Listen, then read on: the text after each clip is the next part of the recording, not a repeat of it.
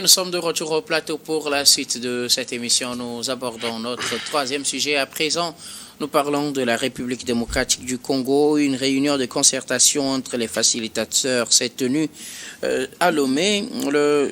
La capitale togolaise a abrité ce samedi 17 mai la réunion des co-facilitateurs désignés par l'Union africaine dans la crise qui secoue l'Est de la République démocratique du Congo. Plusieurs anciens chefs d'État mandatés donc par l'Union africaine dans ce dossier ont pris part à cette réunion. Il s'agissait entre autres d'Olusegun Obasanjo du Nigeria, Uhuru Kenyatta du Kenya, Mokwetsi Masisi du Botswana, Catherine Samba Panza de la Centrafrique,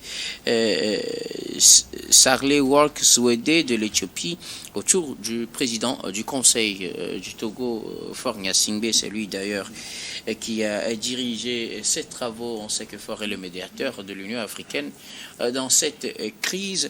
L'objectif, c'est d'harmoniser le point de vue et faire le point des différentes médiations en cours pour parler d'une même voix afin d'aboutir à une solution à cette crise dans l'Est de la République démocratique du Congo.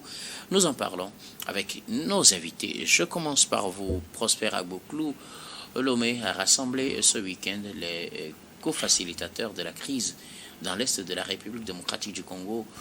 Il s'agissait pour le président du Conseil de rassembler les différents co-facilitateurs et de parler d'une même voix pour pouvoir obtenir, si tout va bien, un compromis dans l'Est de la République démocratique du Congo. Je peux parler de la crise dans l'Est de la République démocratique du Congo. Non, moi je pense que nous sommes dans la politique en tant que telle. Quand on parle de conflit entre le Rwanda et la RD Congo, et qu'il faut mettre en place des structures de médiation pour permettre à ce que la paix soit retrouvée, je dis quelque part que c'est une manière de régler les problèmes. Et entre-temps, c'est le président togolais qui a été désigné pour